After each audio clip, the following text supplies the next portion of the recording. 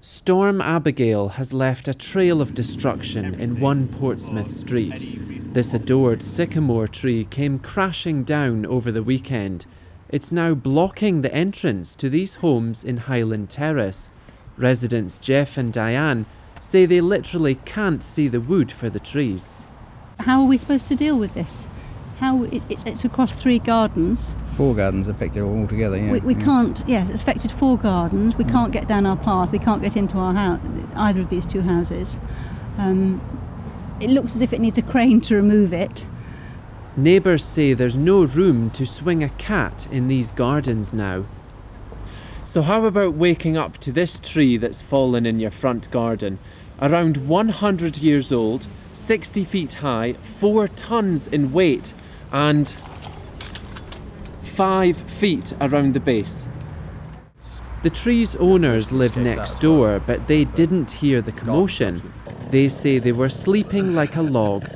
Well, shocked, obviously. I mean, we woke up this morning to find that beautiful sycamore tree outside of our house had fallen over in the night. I can't believe we didn't hear it, actually, because it must have made a hell of a racket. But first emotion was really just lucky that there was no significant damage to any of the houses, and most importantly, no one was hurt.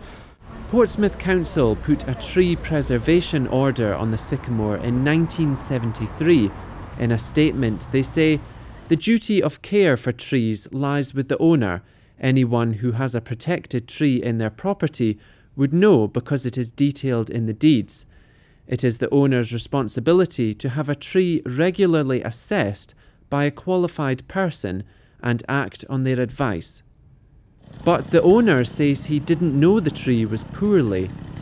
I was under the impression that the council checked the trees every year that were under a TPO, but I didn't think there was any onus on the council to take care of the tree. I mean, I'm not an arborist, I'm not an expert in trees.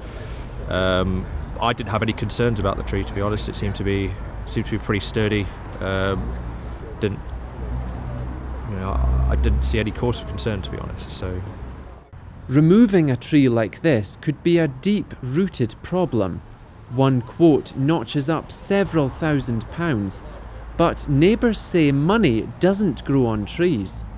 The problem is that a lot of insurances have exclusions about fallen trees if it doesn't actually damage the building.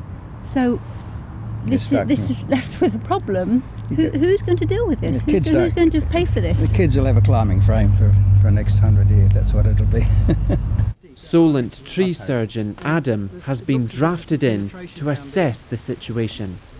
Okay, well, first and foremost, we would start by taking the slightly more upright branches down, and then working our way back and reducing the weight back in from the end right the way back down to the trunk. So it's just in stages.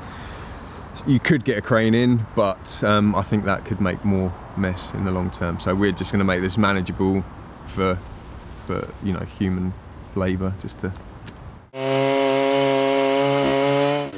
A 2-day clean-up is now underway, but one final question remains.